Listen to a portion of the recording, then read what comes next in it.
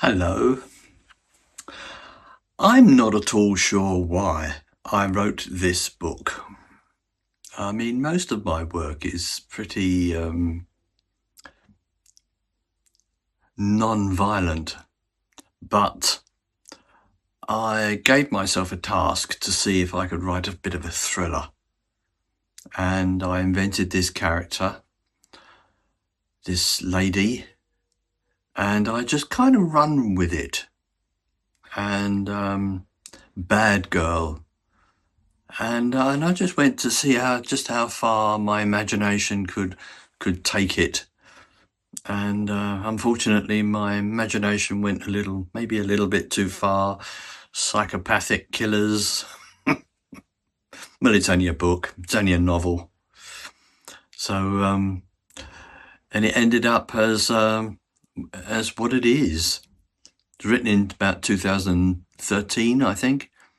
But it took about another 10 years before I wrote Bad Girl 2, which shows what she was like 10 years later. And I think the writing had improved by that time. Well, looking back now, it's an interesting novel. Not much to say about it, but it's kind of interesting. It's probably not one of my best, but it's an interesting novel. It certainly sold a lot of copies when it came out. Certainly wasn't a failure, but it is what it is. One of those things. Do you like my nice new white room?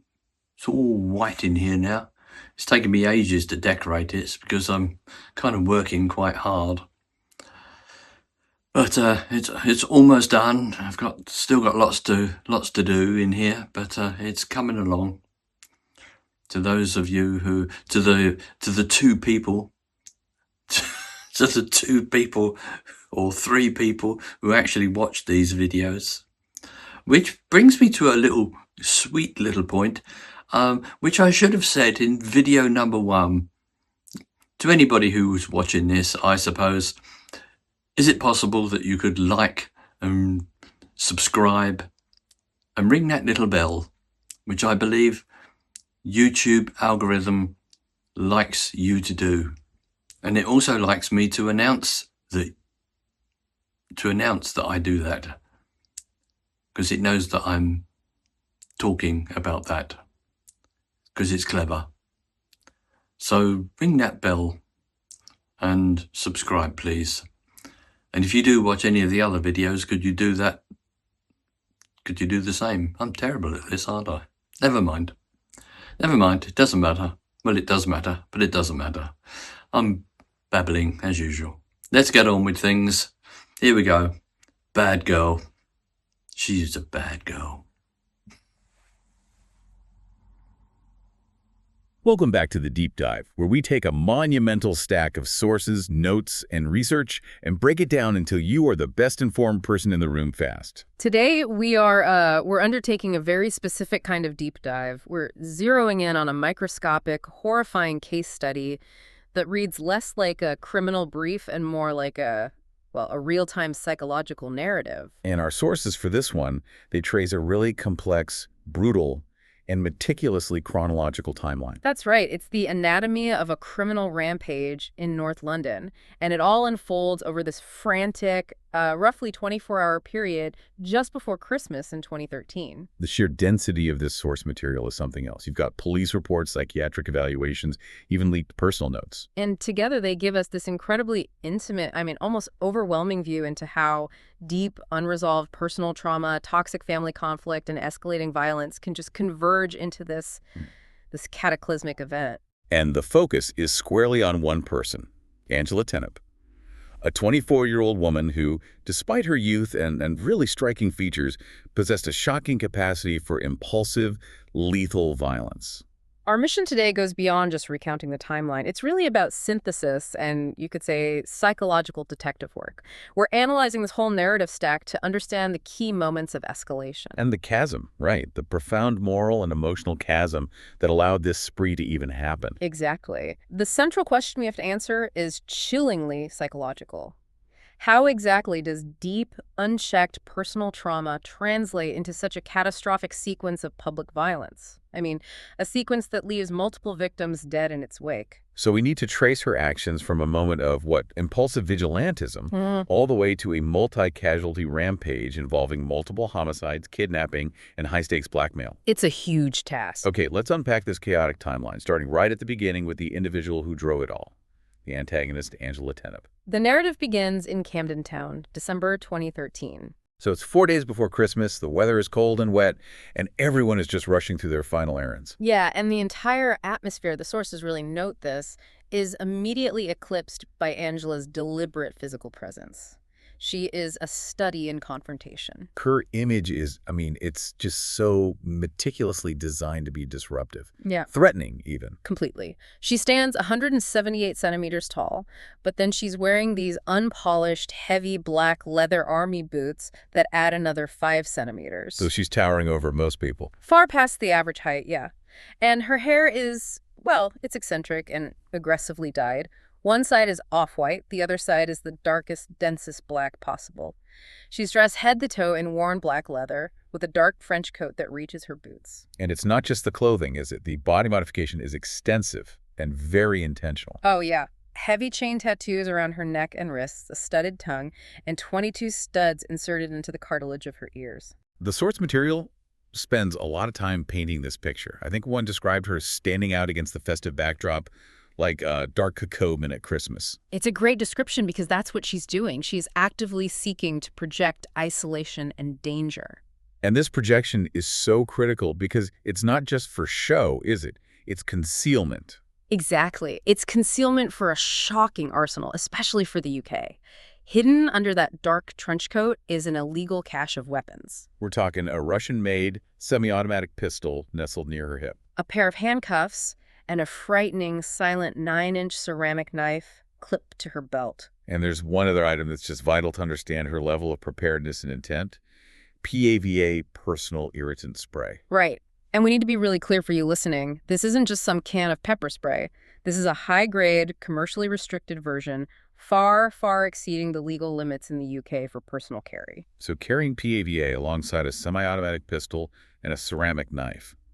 This underscores that she was not just some distressed individual. Not at all. She was actively prepared for his violence and confrontation. She is armed for war while she's waiting in the tampon queue at a busy Tesco. And that is where her volatility first explodes into the public sphere. She's already agitated. The sources say she's been getting these unwelcome phone calls. Calls we later learn were about her mother. And she abandons her single purchase, a box of tampons, when she sees something happening in the next queue. She sees a woman described as an overweight, tattooed, and stressed mother, and she slaps her 3-year-old child. This is such a crucial pivot point. This isn't a planned criminal act. No, it's immediate, impulsive, vigilante intervention. She doesn't hesitate or call security. She acts with physical force. She arrests the mother's next blow by grabbing the woman's forearm mid-swing and just issues this single, chilling word. Don't. And when the mother resists, Angela's strength is just terrifying. Her vice-like grip bends 3 of the woman's fingers back, dislocating and cracking them, according to the report. And it's during this brief, brutal confrontation that her coat falls open just enough to reveal the black pistol tucked into the holster. which immediately silences the screaming mother and just freezes the shoppers around them. Right. And the profound irony here, as the source material notes, is that Angela is trying to be the protector of this vulnerable child, but her method is brutal. It's bordering on torture. After she releases the mother, who is now screaming in pain, Angela turns her contempt directly on her. She throws the tampons at her and curses her as fucking rubbish. You don't fucking deserve her, you cunt. This shows a highly fractured, a really skewed moral compass where violence is justified in her mind as long as the victim is deemed morally rubbish or worthless. And that impulsive righteous violence in the supermarket queue just immediately gives way to a calculated lethal crime in the underground car park moments later. She hasn't even left the premises. She decides she needs a car, so she heads down to the car park and spots her target. A thin, balding man in his 40s, a casually well-dressed solicitor. And she uses a classic, almost low-effort distraction technique. She asks him, with a clear and defined London accent, if he dropped his wallet under his expensive 10-year-old 4x4 Mitsubishi. Of course, the victim stoops to look, and the sources detail the specific markers that immediately catch Angela's eye. Markers we now understand are connected to her deepest, yet-to-be-revealed trauma. His manicured nails, the effeminate ring, and crucially, this pink ribbon pinned to his shirt. And the escalation is instantaneous, before the man can even fully straighten up. She strikes him with the pistol butt, a powerful, disabling blow. She jams the gun back in the holster and then swiftly presses the point of the ceramic knife against his windpipe, Demanding his keys and wallet, and immediately unleashing a hateful, homophobic slur. Give me your keys and your wallet, fag. This is a massive leap in criminality. She's gone from assault to armed robbery with the intent to harm, and the psychological context is clear. Her homophobia is the primary catalyst here. It's far more than just a simple material need. The solicitor, in a moment of panic, tries to appeal to her, first by asserting his identity, which she just ignores, and then by pleading for his car, not even for his life. Right, he tells her, I have an appointment at the hospital, visiting a friend. I have to get there right away. Please. And what's fascinating here is that specific detail, the vulnerability he shows, the need to get to the hospital to visit a friend, that seems to be the final straw for her. It absolutely solidifies his status in her mind as the fag she is already predetermined to despise. It pushes her over the edge. She withdraws the knife, only to stab him immediately between the ribs, and she drives off in the Mitsubishi. She didn't need to kill him to get the keys. No, which means the murder was driven by rage and projection. The source analysis concludes that once she realized he fit her biased perception, when she saw those markers of a gay man, the violence was just inevitable. Yes, and the final chilling detail is the note on his dashboard. Friday, my birthday, do shopping, get flowers for James. Angela reads it, screws it up, curses him one last time. And then drives directly over his hand as she peels out of the car park. It's pure destructive rage mixed with a profound, callous dismissal of human connection and pain. So she has gone from a minor assault to impulsive, deadly homicide in the space of maybe 30 minutes. She is armed, high on adrenaline, and driving a stolen car with a dead body in the car park. But her troubles don't end there. They immediately shift to this deeply personal conflict with her twin. And that's where we meet Anne, Angela's identical twin, who is 40 minutes younger. They meet at a nearby Holloway cafe. And Anne is presented as the complete opposite. The good daughter, dressed appropriately, focused on her diligent life as a supervisor at Harrow Cleaning. And there's this crucial, seemingly minor detail about her. She's close to maxing out the points on her driving license. Right, due to 2 minor traffic violations, which is a huge concern since her job requires constant driving all around North London. Then Angela arrives in the stolen, blood-stained 4x4. She demands quite a bit of money, claiming she needs it for investing. Which Anne correctly interprets as buying drugs. Anne, who is just clinging to her fragile normal life, refuses, telling her to get a normal job. And this is the moment Angela unleashes the nuclear option, blackmail. She reveals she knows Anne is having an affair with your merry boss, John. Yeah, she points out the big ol' wedding ring on his finger and casually mentions his wife, Mrs. Harrow, and all the little Harrows. It's just calculated cruelty. The price for her silence, £5,000. Angela is willing and able to exploit her own identical twin's vulnerability for cash. It's just incredible. So Anne, terrified of losing her job and her license, calls John. And he arrives, a tall, muscular man with a badly broken nose, which suggests he's no stranger to confrontation. Not at all. And his immediate reaction to the threat is violent. Kill the fucking bitch. He correctly identifies Angela as being off her fucking rocker. But Anne, maybe out of some desperate ingrained loyalty or just fear of Angela's volatility, she suggests a counterplot. And this is the critical decision that pulls 2 innocent parties directly into the heart of this rampage. They decide not to pay or immediately call the police. No. Anne convinces John that if they follow Angela discreetly and video her movements, documenting her inevitable return to her same old dodges and tricks, they can gain bargaining power and possibly force her hand later. Wait a minute. John just agreed to spend the weekend following a known, volatile, armed killer who is his mistress's sister, all because he is trying to save his marriage and avoid paying £5,000. The level of irrational decision-making is astonishing, isn't it? It's unbelievable. It speaks volumes about the level of panic and self-preservation at play, but also about Anne's internal power over him. This commitment to covert surveillance ensures that Anne and John become terrifyingly reluctant, minute-by-minute witnesses to the entirety of Angela's ensuing rampage. They're carrying the burden of photographic evidence of multiple capital crimes. And the pace accelerates dramatically from here. It moves from opportunistic personal violence to this calculated multiple casualty armed robbery. Less than 24 hours after the Camden murder, Angela and H.J. execute a planned robbery at an Esso garage in Highgate under the cover of continued heavy rain.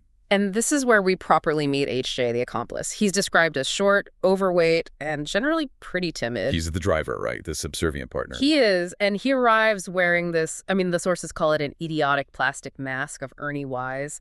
Angela wears the matching, equally unsettling Eric Morecambe mask. That choice of masks is just... It's bizarre. These benign, almost childlike comedic figures, the ultimate double-act British comedy. It provides this unnerving counterpoint to the extreme violence they're about to unleash. It introduces an element of dark, unsettling theater into the crime, absolutely. The holdup itself is immediately violent. Angela, due to her, and this is a, quote, accustomed short temper, sprays the young Asian woman cashier with the PAVA irritant simply for being lippy. So she just blinds the cashier instantly. The woman stumbles, screaming behind the counter. The violence is completely gratuitous.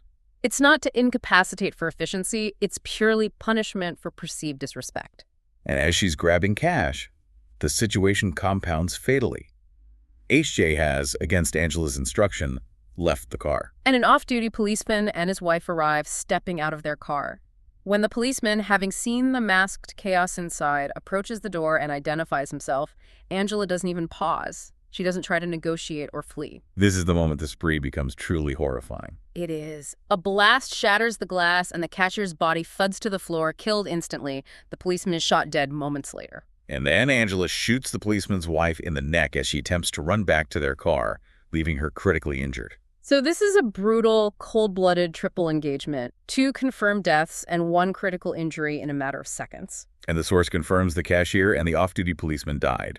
H.J.'s internal conflict, it surfaces immediately. Yes. As they speed away in the stolen Mitsubishi, he tears off his Ernie Wise mask and starts remonstrating with Angela. Why did you have to hurt her? You didn't have to blind her, let alone kill her. His objection is based on basic morality and unnecessary cruelty, which Angela absolutely does not tolerate. No, she immediately puts him in his place, using multiple violent slurs, calling him knobhead and a fucking pest, and reminding him of his singular subservient role. You're a fucking driver. And this subservience is the core of their relationship, isn't it? H.J. has been secretly and tragically in love with Angela for 7 years. Right. And while he displays this moral conflict, he ultimately submits. Because of her intelligence, her sheer dominance, and, frankly, the fear of retribution. He knows his moral reservations have earned him physical abuse from her before. And this submission is tested almost immediately. While they're driving along the North Circular, the radio confirms it. The solicitor died, and it's now correctly labeled a homophobic murder. They also mention the supermarket assault and state that police are looking for a tall, unusually spoken man in a dark coat, focusing on her appearance. Angela is annoyed that H.J. heard the news, but is she concerned? Not at all. She's completely unconcerned by the gravity of the 4 homicides she's now responsible for. This compartmentalization is just fascinating. Yep. H.J. is terrified by the growing body count. Angela only views it as an inconvenience. Right. It just means she needs to change the car's license plates and maybe ditch the trench coat. This ability to mentally separate massive violence from emotional consequence is a classic hallmark of profound psychological dissociation. And the petty criminality, the stuff disconnected from any rational financial need, it continues almost instantly. Yes. After arriving back at her rent-controlled flat, where ironically she finds solace only with her cat, she wakes up, snorts a line of cocaine, and is back on the road with H.J. She's driving recklessly. And she bumps an elderly, frail woman who is crossing the road with the massive Mitsubishi's cow bars. The woman collapses, seemingly unharmed, but deeply shocked and distressed. Wait a minute. You mentioned her immense arsenal and the fact that she just committed double homicide. Yet she still stops mid-spree to steal a few pounds from an elderly woman's purse. It's baffling. Why would a woman capable of capital murder risk everything for petty cash? Doesn't that suggest her criminality is just pathologically impulsive rather than financially driven? That is the core pathology of her character, and the source material really drives this point home. The collision itself is an accident of reckless driving, but what happens next is the key insight. While helping the woman to the curb, in an apparent fleeting moment of human care, she casually, almost instinctively, steals the few quid from the victim's purse. Pocketing it without a word, as if she could not stop herself. It's the impulsive, low-stakes crime layered right onto the catastrophic, high-stakes crimes. She has now killed 4 people, but she literally cannot pass up a few pounds from an old lady's handbag. Her criminality is no longer driven by necessity or even rage. It is simply her default mode of interaction with the world. But through all this chaos, Anne and John are still following in the Black Jaguar. Yes, they witnessed the hit and run, though initially they aren't sure if it was a person or a dog. But crucially, they managed to film Angela leaving the garage in the 4x4, capturing the masks, her distinct clothes, and the unmistakable haircut.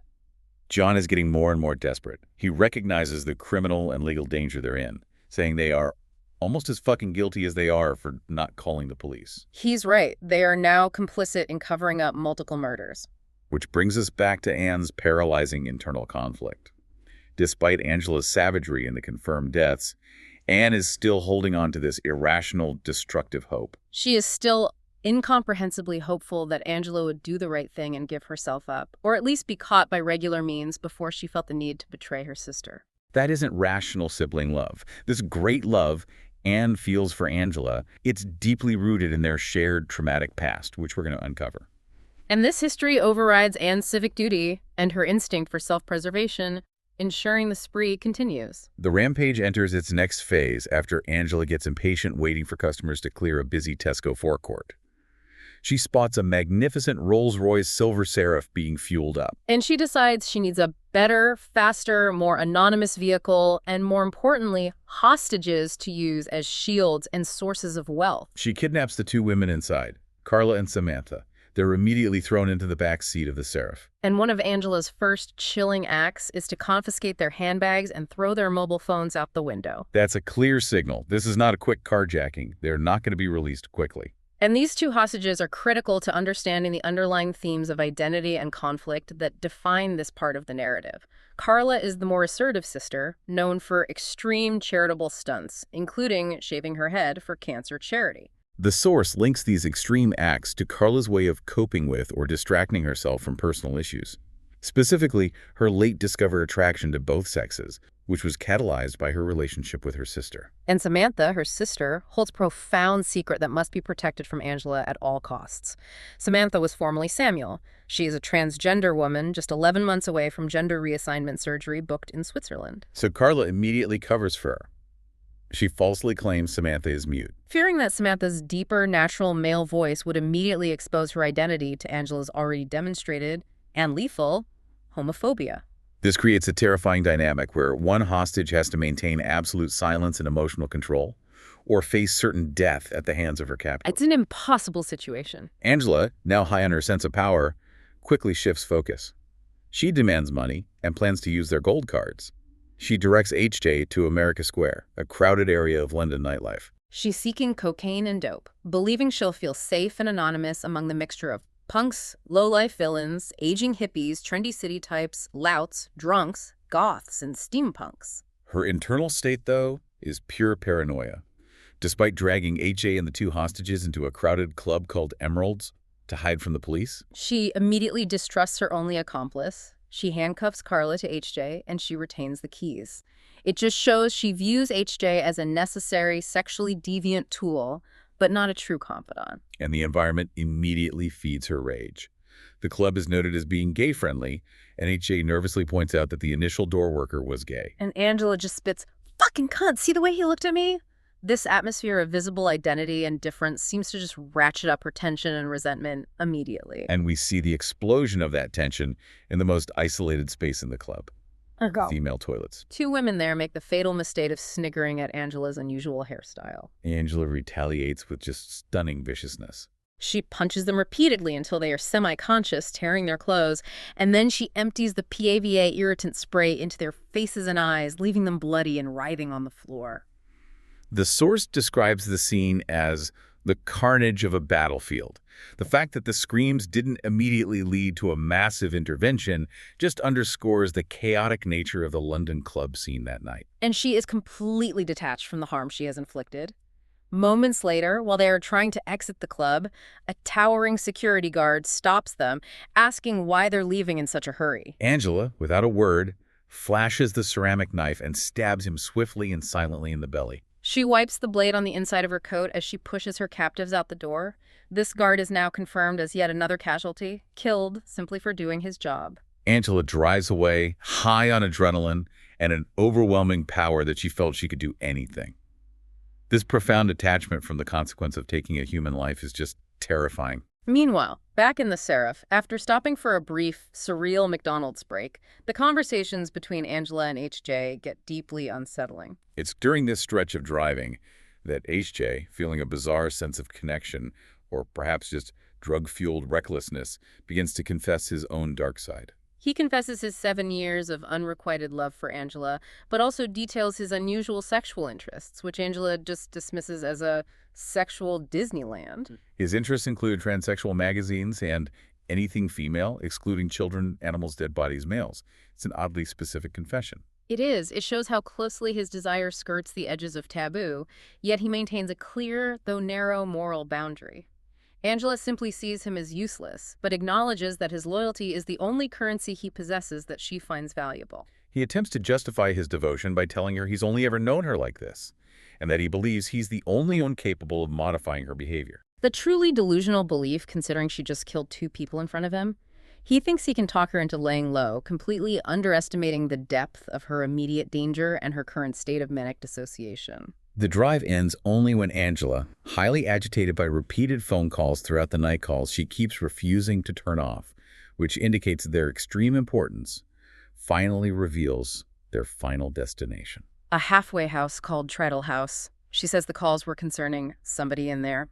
Anne and John, still successfully tailing the magnificent Seraph, park outside and realize they are near a facility used for high-security prisoners released on license or under specific monitoring. The stop at Treadle House introduces the foundational horror of Angela's life, which contextualizes everything we've seen so far. Angela and Carla enter the grim, undecorated house, leaving HJ handcuffed to Samantha in the car. The patient they have come to see is Angela's mother, Mrs. Tenneb, who is only 50 years old. She had been transferred there from HMP Peterborough after serving 16 years for a 1997 double homicide. And she is non-responsive, dying of heart failure after a minor heart attack. The nurse confirms she does not have long. Despite having claimed for years that she never wanted to see her mother again, Angela briefly, shockingly, shows a flicker of humanity. She approaches the bedside and rubs her mother's tired, mottled hand. She reminisces quietly about a time when her mother was a good mum, buying her and her twin ice cream at the park. Carla, watching this cold-blooded killer, is stunned. She even imagines she saw a tear form in Angela's eye. We need to just sit with this for a moment. This woman who just seconds ago executed a security guard without blinking and who's killed 5 people in under 24 hours is capable of genuine, tender childhood grief. It suggests that the monster persona is a shell, and under immense emotional pressure, the 10-year-old Angela briefly resurfaces. It's the profound difference between impersonal violence and foundational connection. She hates her father, and she hates the world, but the love for her mother, however twisted, persists. Carla tries to connect with her by asking about her father, whom she refers to as a fucking cunt who ruined her mother's life, and she hopes he is rotting in hell. This visceral hatred is directly, powerfully connected to the trauma we are about to reveal. As they talk, Mrs. Tenneb quietly dies. The nurse confirms she has stopped breathing. Angela's fleeting moment of tenderness vanishes instantly. She stands up, the softer side completely gone, and says with chilling detachment, "Come on, we're going. There's nothing here for me now." The protective shell is immediately reformed. And while this brief, intense moment of familial trauma happens inside, HJ, left alone in the Rolls Royce, feels empowered by Angela's temporary absence and his own drug use. He begins to share the core secret with Carla, wanting to forge a connection with one of the hostages. He reveals the root cause of Angela's extreme nature and her destructive homophobia, the 1997 double homicide. He recounts the scene in graphic detail. He explains that when Angela and Anne were 10, they returned late from school. Anne was responsible for the detention, to find their mother standing covered in blood, with an axe in one hand and a saw in the other. She was in the process of dismembering their father and his male lover. And the reactions of the two twins were seismically different. Anne ran screaming from the scene. Angela, however, passed out, fell right into it all, and has no conscious memory of the event. This single event is the psychological bomb at the core of the entire deep dive. This is the missing piece of the puzzle. It is. Angela blames Anne for being late, believing that if they hadn't been late, they might have somehow prevented the murders. This event provides the logical, terrifying link between the repressed past, her current externalized homophobia, and her active conflict, the blackmail, with her own twin sister, Anne. Her rage against the world is a projection of the repressed trauma she feels. But the car remains a pressure cooker. When Angela and Carla are gone, H.J., in his state of drug-fueled boredom and increasing sexual interest fueled by his unique Disneyland of desires, commits the second, more personal betrayal. He approaches Samantha, who is resting with her skirt pulled down, and sexually assaults her. He quickly discovers her secret as he attempts the assault. Fuck! You're a dude! He realizes she can talk too, and he immediately shifts his assault into blackmail. He forces Samantha to perform oral sex in the Seraph, telling her never had a blowjob in a roller before, in exchange for his silence. Silence regarding her gender identity and her ability to speak. Exactly. And Samantha, terrified of Angela discovering the truth and exposing her to lethal homophobia, complies under duress to protect her identity and, critically, her sister, Carla. This is an excruciating moment of survival. Samantha's choice here, compromising her physical identity and body, is a conscious, agonizing calculation. She chooses silence and compliance to survive the immediate threat. It contrasts so sharply with Angela's purely impulsive, unconscious violence. Now back in the Seraph, with Angela having recovered her violent composure after her mother's death, the final manic phase of the rampage begins. They head to Carla and Samantha's luxurious Hampstead Heath house, a 15-roomed estate. There, Angela forces the combination to the wall safe, taking over £6,000 in cash. She's momentarily overwhelmed by the millions of pounds the sisters inherited, showing this desire for massive wealth alongside her petty impulse crimes. And this is where the spree becomes fundamentally unstable. The drugs and the lack of sleep catch up. She snorts a line of cocaine and, in her disorientation, collapses, hitting her head severely on the rounded edge of the cooker. Blood streams down the side of her face from a 3-inch gash above her eye. H.J. insists she needs immediate medical attention, but she just dismisses him, saying she'll find a bank and get more cash. As they are reversing the massive Seraph out of the driveway, H.J., stressed and driving carelessly, runs over a neighbor's cat, crushing its back legs. And here's the final, most shocking psychological paradox of the source material. Angela completely changes focus. Despite her urgent need for cash and her profusely bleeding head injury, she prioritizes the suffering of the cat. She carefully scoops up the howling, dying creature in a blanket to take it to the nearest vet. This is the ultimate bizarre manifestation of her broken mind. Profound empathy for a suffering, vulnerable animal and zero regard for the 6 humans she has just killed. They arrive at a veterinary office. While waiting for the vet to examine the animal, Angela sits dazed, holding her hand to her bleeding head. And Samantha, seizing this critical window of opportunity, risks everything. She scribbles the Seraph's registration number and the words, "Help us," on a notepad at the counter and gently pushes it toward the center of the desk for the veterinarian to find. Unfortunately, Angela's paranoia returns before the vet, Susan Hempwell, can act. Worried about waiting and clearly losing her grip on reality, Angela stands up, points the gun, and shoots the veterinarian dead, shattering the front window glass. This is the 6th victim in less than 30 hours. And John and Anne, still tailing them in the Jaguar, see the destruction and hear the shots. John, in a furious desperation, briefly enters the vet's office, finds the wounded woman, and calls the police anonymously before fleeing. He takes note of the Seraph's registration number and the frantic message he finds near the woman's hand confirmation of their target's vehicle. Angela's physical and mental condition deteriorates rapidly now. The head trauma, combined with the drugs, leaves her slurring, incoherent, and prone to losing consciousness. While pulled over at a service station, H.J. attempts to clean her face, but the blood won't stop. Carla desperately tries to convince H.J. that Angela has a serious concussion or internal bleed and needs a hospital immediately. It's during this desperate plea that the gun goes off again, accidentally. Angela raises herself up to curse Carla. "I figured I'd fucking die, you fucking bitch!" The pistol accidentally discharges against the headrest. The bullet passes between the hostages' heads, shattering the back window. And the resulting scream from Samantha, a low masculine timbre, is what finally cuts through Angela's confusion and drug-fueled state. The facade is finally over. Angela stares at Samantha, her new understanding occurring to her through her disorientation. The full force of her repressed homicidal homophobia is unleashed one last time. What the fuck? You're a fucking geezer. And she continues to hurl slurs.